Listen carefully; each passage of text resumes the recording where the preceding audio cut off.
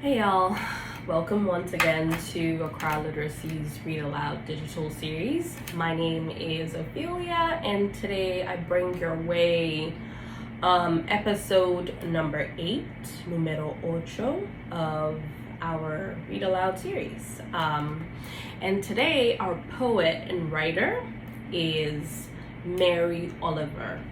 And before I read the poem, you know the drill. I'll have to give you a little bit of context and background about her, and then move on to reading the poem itself, and then moving on to giving you some analysis. So that's kind of like the setup around here. So let's jump into it, why don't we? Mary Oliver was an Ohio-born poet who lived from 1935 to 2019.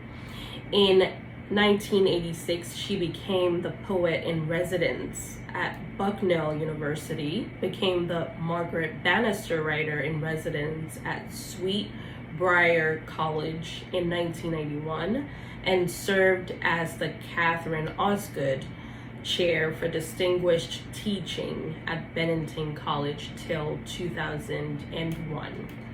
In her lifetime, she won prestigious awards including the Pulitzer Prize for Poetry and the National Book Award in 1984 and 1992 respectively. Additionally, she is the recipient of other awards including the American Academy of Arts and Letters Award, a Lannan Literary Award, the Poetry Society of America's Shelley Memorial Prize, and Alice Faye de Castagnola Award. Her work often explored the subject matters of nature and the environment, solitude and observation, and the interconnectedness of humans and other life forces with nature. So that's Mary Oliver. And the poem that I'm going to be reading to you by her is titled, I Happened to Be Standing By. So this is Mary Oliver's I Happened to Be Standing By. And here it goes. I don't know where prayers go or what they do. Do cats pray while they sleep, half asleep in the sun? Does the opossum pray as it crosses the street? The sunflowers, the old black oak, growing older every year. I know I can walk through the world, along the shore, or under the trees, with my mind filled with things of little importance, in full self-attendance, a condition I can't really call being alive. Is a prayer a gift or a petition, or does it matter? The sunflowers blaze, maybe that's their way. Maybe the cats are sound asleep, maybe not. While I was thinking this, I happened to be standing just outside my door with my notebook open, which is the way I begin every morning. Then a wren in the privet began to sing. He was positively drenched in enthusiasm. I don't know why. And yet, why not? I wouldn't persuade you from whatever you believe or whatever you don't. That's your business. But I thought of the wren singing. What could this be if it isn't a prayer? So I just listened, my pen in the air. Oh, such a lovely poem. Now we move on to why we highlighted this poem for this episode. And here are just a couple of reasons. I'm sure there's so many other reasons why this poem is great, but we narrowed it down to just a few because of time constraint.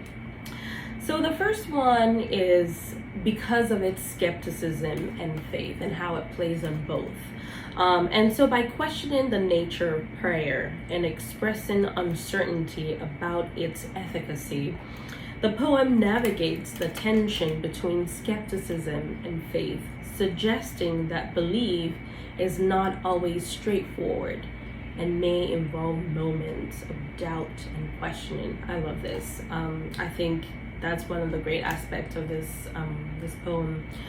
Another reason why the poem is so powerful is its nature, or its expression of nature, rather.